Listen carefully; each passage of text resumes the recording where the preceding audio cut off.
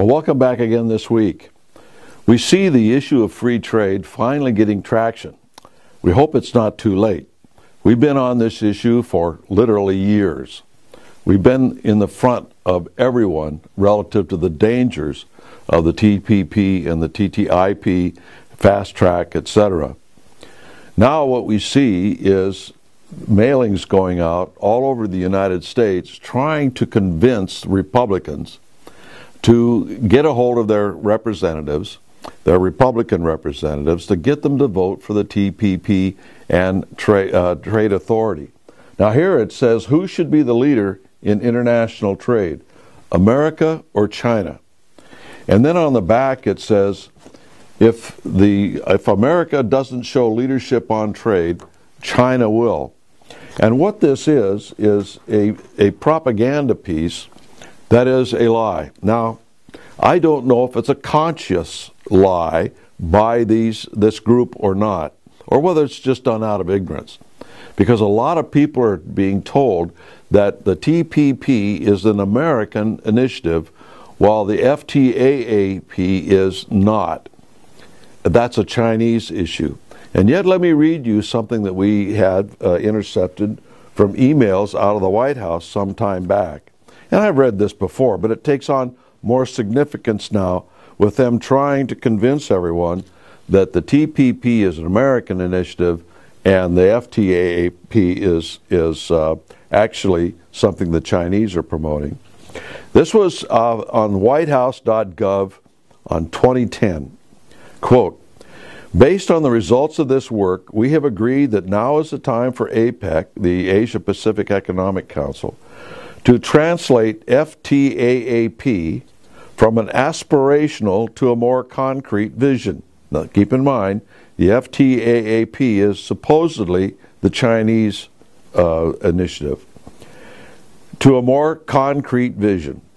To that end, we instruct APEC to take concrete steps toward realization of an FTAAP, which is a major instrument to further APEC's regional economic integration agenda. Now, the FTAAP includes almost every Asian country and North America and a few Latin American countries.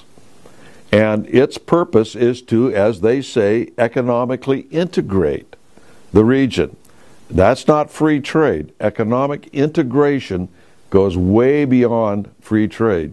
And by the way, have you ever noticed the ridiculousness of the two votes on Friday?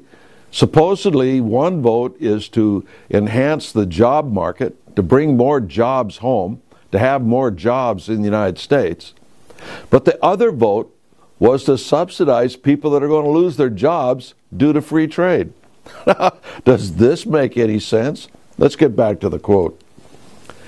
We believe that an FTAAP should be pursued as a comprehensive free trade agreement by developing and building on ongoing regional undertakings such as the Trans-Pacific Partnership, amongst others. So basically what they're saying is that the TPP is only going to be a transition, a first step towards encompassing all of Asia through the FTAAP.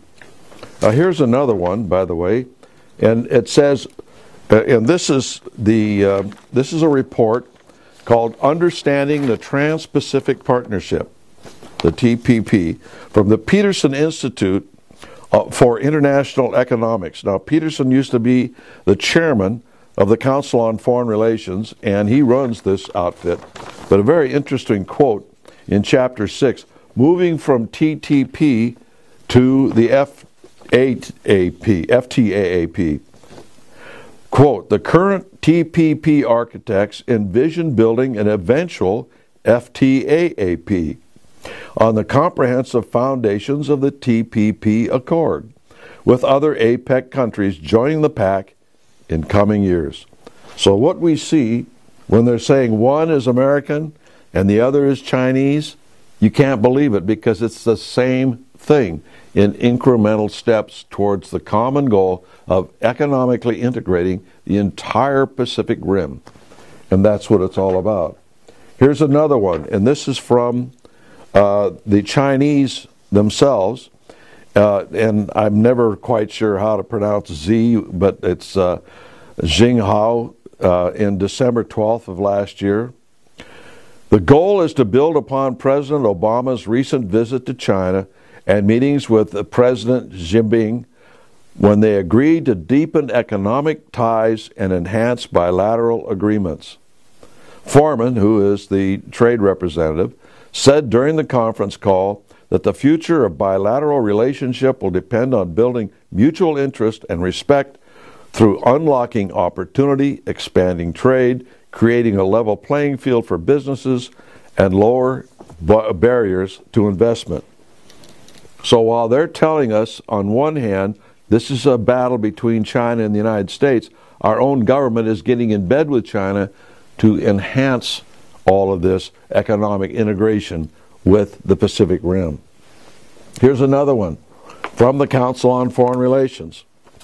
And this paper is called North America, Time for a New Focus.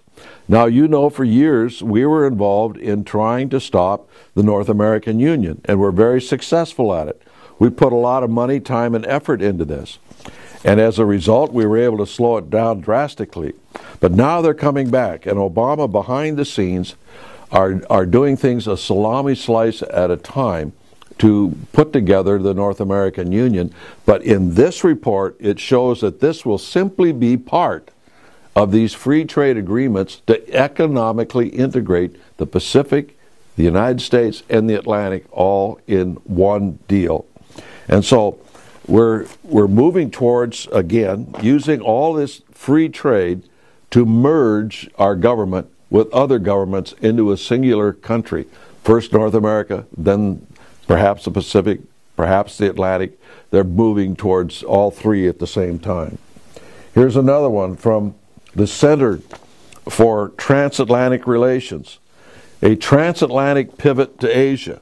And in here they basically outline that NATO will be utilized to integrate a world government from Europe into Asia.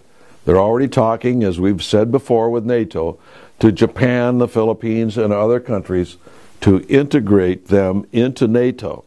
And so they're even bringing that into the equation. Not just free trade, but so-called war on terrorism and aggression and that kind of thing. And if you go into all these things, I've got just gobs of stuff here to show that this is not free trade. This is economic integration. It's economic integration to the point of where we would lose our sovereignty and the Constitution would become passé. So the other things that we see here are other regional groupings from the China Trade Extra that they're saying that they are going to have an involvement in Europe, in the EU, and that sort of thing.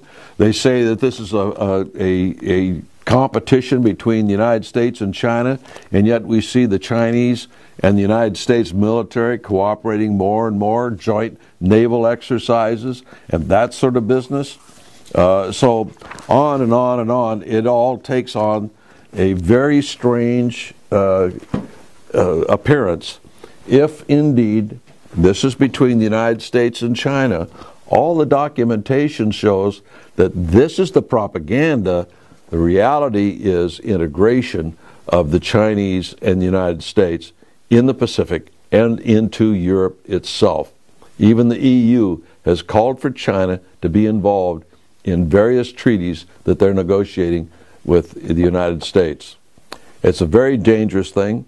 Again, I invite all of you to go to U.S. Senator Sessions' letter to Obama.